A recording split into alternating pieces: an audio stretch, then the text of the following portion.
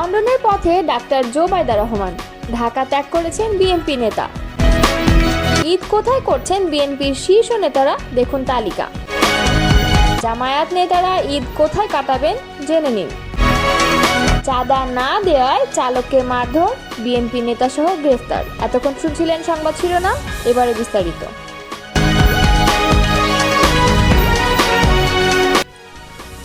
লন্ডনে চলে যাচ্ছেন বিএনপির ভারপ্রাপ্ত চেয়ারম্যান তারেক রহমানের স্ত্রী ডাক্তার জোবাইদা রহমান।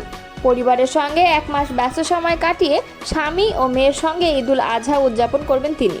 বৃহস্পতিবার সকাল 10:55 কাতার এয়ারলাইন্সে একটি বিমানে তার দেশ ছাড়ার কথা রয়েছে। বিএনপি চেয়ারপারসনের প্রেস উইং বিষয়টি নিশ্চিত করেছেন। এর আগে বিএনপি চেয়ারপারসন খালেদা জিয়ার সঙ্গে 17 বছর পর দেশে আসেন জোবাইদা রহমান। গত 6 মে সকাল 10:40 কাতার রয়্যাল এয়ার অ্যাম্বুলেন্সে ঢাকার হযরত শাহজালাল বিমানবন্দরে পৌঁছান তিনি। লন্ডনে স্থানীয় সময় 5 মে দুপুরে তারেক রহমান নিজেই গাড়ি চালিয়ে মাকে নিয়ে আসেন হিথ্রো বিমানবন্দরে। 2008 সালের 11 সেপ্টেম্বর তারেক রহমানের সঙ্গে ঢাকা ছেড়েছিলেন জোবাইদা রহমান।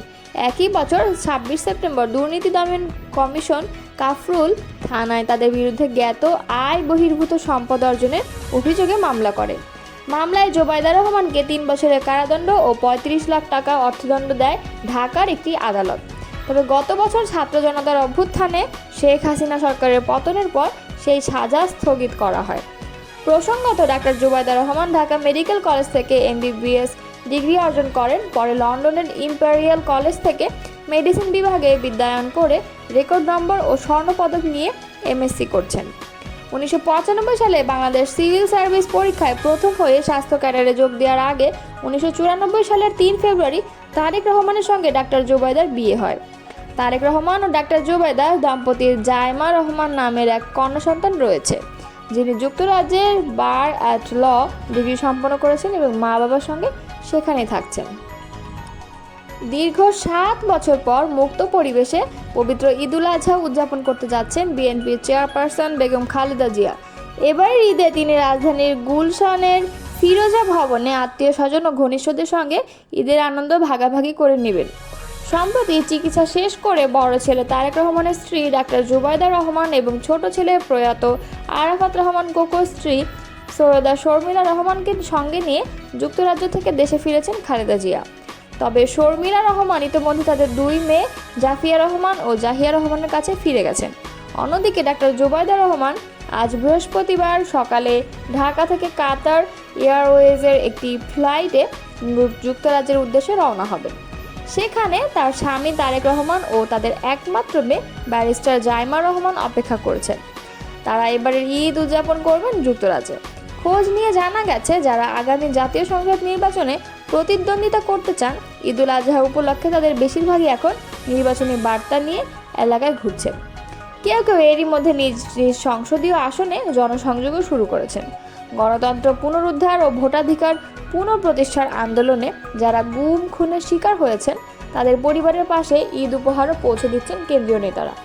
এক্ষেত্রে জিয়াউর রহমান ফাউন্ডেশন ও আমরা বিএনপি পরিবার এর মাধ্যমে উপহার দেয়া হচ্ছে।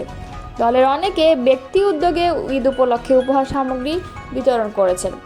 এছাড়া বিগত ফ্যাসিবাদী সরকারের সময় যুগপৎ আন্দোলন সংগ্রামের সহযোগীদের সঙ্গেও ঈদের সময় কাটাতে তারা প্রস্তুত। বন্যা পূর্বাভাসের মধ্যে ক্ষতিগ্রস্তদের পাশে থেকে সহযোগিতার জন্য ভারপ্রাপ্ত চেয়ারম্যান তারেক রহমান এরই মধ্যে নির্দেশনা দিয়েছেন। এলাকার মানুষের কাছে উপহার উপঢৌকন পৌঁছে দিচ্ছেন অন্য দলের নেতারাও। বিএনপি মহাসচিব মির্জা ফখরুল ইসলাম আলমগীর রাজধানীর ঢাকার গুলশান আজাদ মসজিদ স্থায়ী কমিটির সদস্য ডক্টর খন্দকার মোশাররফ হোসেন গুলশান সোসাইটি মসজিদ মির্জা আব্বাস শাহজাহানপুর ঈদগাহ ময়দানে ঈদের নামাজ আদায় করবেন। বিএনপি স্থায়ী কমিটির সদস্য গয়েশ্বর চন্দ্র রায় কেরানীগঞ্জে স্থানীয় নেতাকর্মীদের সঙ্গে ঈদ শুভেচ্ছা বিনিময় করবেন এবং স্থানীয় কমিটির সদস্য ডক্টর আব্দুল মঈন খান নরসিংদীর পলাশ, নজরুল ইসলাম খান বনানী DOHS মসজিদ এবং মেজর হাফিজ উদ্দিন বনানীর বড় মসজিদ, অধ্যাপক ডক্টর AZM জাহিদ হোসেন ধানমন্ডিতে ঈদের নামাজ আদায় করবেন এবং barrister Rafiqul Islam Mia, lieutenant general Mahbubur Rahman ও বেগম সারোয়ারি রহমান গুরুতর অসুস্থ অবস্থায় বাসায় আছেন।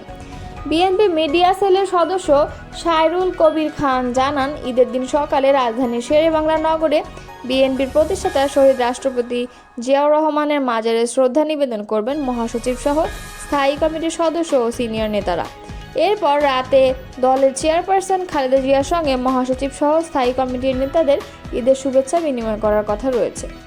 ঢাকা বিভাগের নেতাদের মধ্যে আব্দুল সালাম পিন্টু, ডক্টর আসাদুজ্জামান রিপন, আহমেদ আজম খান, আব্দুল সালাম, খায়রুল কবির খোকন, হাবিবুন নবী খান সোহেল, সুলতান সালাউদ্দিন টুকু, আমিনুল হক, ব্যারিস্টার নাসির উদ্দিন অসীম, নজরুল ইসলাম আজাদ, আক্তার হোসেন নিজ নিজ এলাকার ঈদের নামাজ আদায় করবেন। রংপুর বিভাগের আসাদুল হাবিব দুলু, খুলনা বিভাগের শামসুজ্জামান দুদু, চট্টগ্রাম বিভাগের বরকত উল্লাহ বুলু এবং সিলেট বিভাগের আরিফুল হক চৌধুরী এরা তার নিজ নিজ জেলায় ঈদুল আজহা উদযাপন করবেন। বিএনপি চেয়ারপারসনের উপদেষ্টা মোয়াজ্জেম হোসেন আলাল কালবেলাকে বলেন, বিএনপি একাধিকবার সরকার পরিচালনাকারী দল, নির্বাচনের প্রস্তুতি আমাদের সবসময় ছিল। আগামী দিনে যে নির্বাচন অনুষ্ঠিত হবে সেই নির্বাচনেরও প্রস্তুতি রয়েছে। সুতরাং ঈদ হচ্ছে আমাদের কাজ করার বাড়তি সুযোগ। দেশের পরিবর্তিত পরিস্থিতিতে অন্যতম প্রধান রাজনৈতিক দল বাংলাদেশ জামায়াতে ইসলামের নেতাকর্মীদের জন্য এবারের পবিত্র ঈদুল আজহা অন্যরকম কাটবে। এরই মধ্যে দলকে তাদের দাড়িপাল্লা প্রতীক ও নিবন্ধন ফিরিয়ে দেওয়ার সিদ্ধান্ত নিয়েছে নির্বাচন কমিশন। দলীয় সূত্রে জানা গেছে, জামায়াতে ইসলামের আমির ডক্টর শফিকুর রহমান এবারের ঈদুল আজহা উদযাপন করবেন মৌলভীবাজার জেলায় নিজ গ্রামে। দলের নায়েবে আমির অধ্যাপক মুজিবুর রহমান রাজশাহীর গোদাগাড়ী উপজেলায় নিজ গ্রামে ঈদ উদযাপন করবেন। নায়েবে আমির সাবেক এমপি ডক্টর সৈয়দ আবদুল্লাহ মোহাম্মদ তাহের কুমিল্লা জেলার 14 উপজেলায় নিজ গ্রামে, নায়েবে আমির সাবেক এমপি মাওলানা শামসুল ইসলাম চট্টগ্রামের সাতকানিয়া উপজেলায় নিজ গ্রামে ঈদ করবেন। জামায়াতের সেক্রেটারি জেনারেল অধ্যাপক মিয়া গোলাম পরোয়ার পবিত্র হজ পালনে সৌদি আরবে আছেন। কেন্দ্রীয় নির্বাহী পরিষদ সদস্য এটিএম আজহারুল ইসলাম ঢাকায়, ভারপ্রাপ্ত সেক্রেটারি জেনারেল মাওলানা এটিএম মাসুম কুমিল্লার লাকসাম উপজেলায় নারায়ণপুর গ্রামে এবং সহকারী সেক্রেটারি জেনারেল মাওলানা রফিকুল ইসলাম খান সিরাজগঞ্জ জেলার উল্লাপাড়া উপজেলায় নওকর গ্রামে ঈদ উদযাপন করবেন। সহকারী সেক্রেটারি জেনারেল অ্যাডভোকেট এহসানুল মাহবুব জুবায়ের সিলেট জেলার নিজ গ্রামে ঈদ উদযাপন করবেন। এছাড়া দলের কেন্দ্রীয় নির্বাহী পরিষদ সদস্য আব্দুর রব ঢাকায়, অধ্যক্ষ মোহাম্মদ শাহাবুদ্দিন বগুড়ায়, অধ্যক্ষ মোহাম্মদ ইজ্জতুল্লাহ সৌদি আরবের পবিত্র মক্কা নগরীতে এবং মোবারক হোসাইন ঢাকার মোহাম্মদপুরের কাদিরাবাদে হাউজিং মসজিদে ঈদুল আজহার জামায়াতের পক্ষ থেকে জানানো হয়েছে যে তারা এখানেই নামাজ পড়বেন।